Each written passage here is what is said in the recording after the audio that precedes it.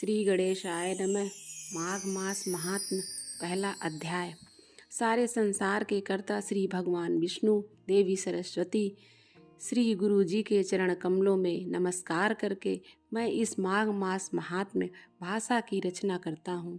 एक समय श्री सूत जी ने अपने गुरु श्री व्यास जी से कहा कि गुरुदेव, कृपा करके आप मुझसे माघ मास का महात्म्य कहिए, क्योंकि मैं आपका शिष्य हूँ। व्यास जी कहने लगे कि रघुवंश के राजा दिलीप एक समय यज्ञ के स्नान के पश्चात पैरों में जूते और सुंदर वस्त्र पहनकर शिकार की सामग्री से युक्त कवच और शोभायमान आभूषण पहने हुए अपने सिपाहियों से घिरे हुए जंगल में शिकार खेलने के लिए अपनी नगरी से बाहर निकले। उनके सिपाही जंगल में शिकार के लिए मृग, व्याघ्र, सिंह आदि जंतुओं की तलाश में इधर उधर फिरने लगे। उस वन में वनस्थली अत्यंत शोभा को प्राप्त हो रही थी।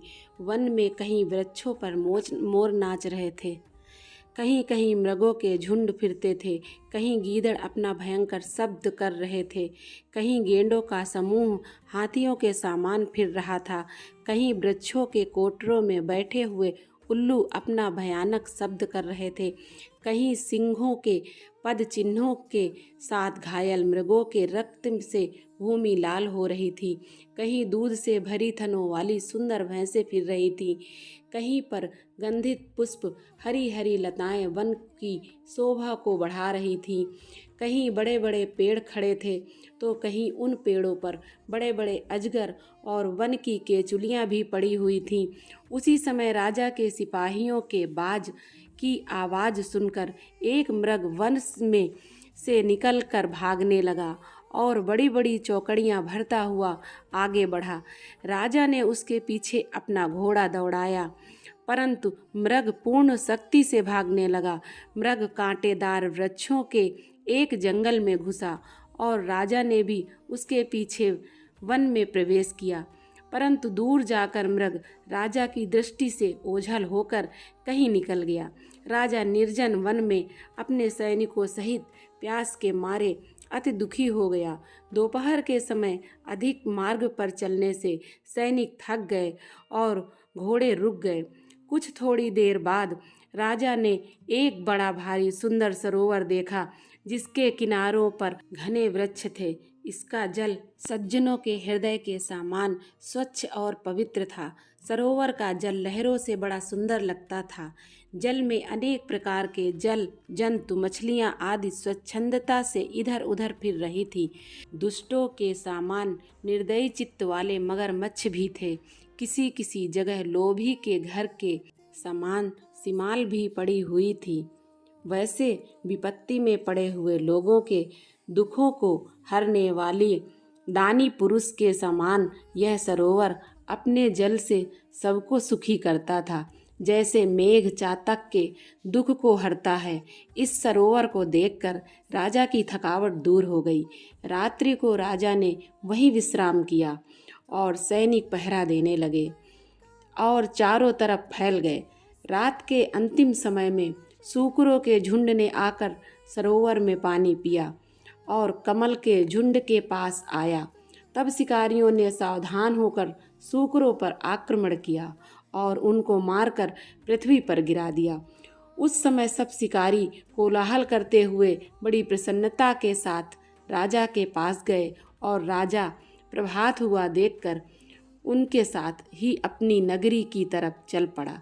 रास्ते में एक तपस्वी को देखा, जिसका शरीर तपस्या और नियमों के कारण बिल्कुल सूख गया था, जो मृगछाला और वल्कल पहने हुए था और नख, रोम तथा केश धारण किए हुए था।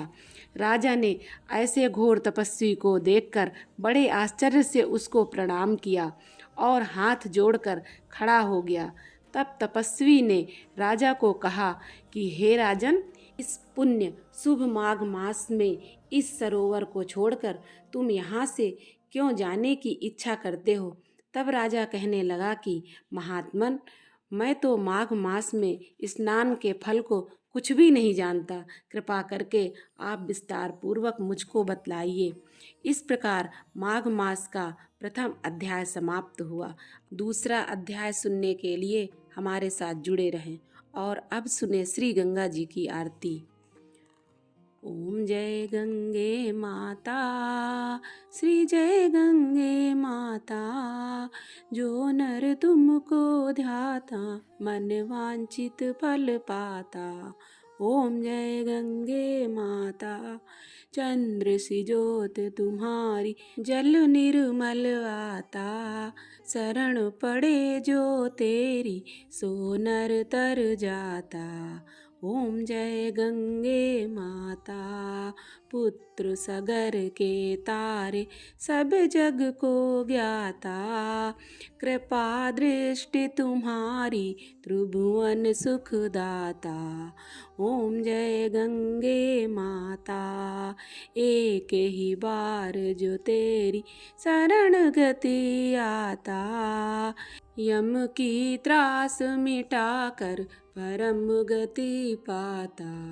ओम जय गंगे माता, आरती मातु तुम्हारी जो जन नित्य गाता, दास वही सहज में मुक्ति को पाता।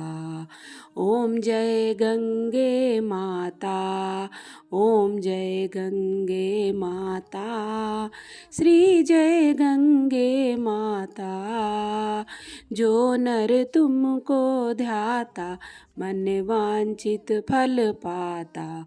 ओम जय गंगे माता।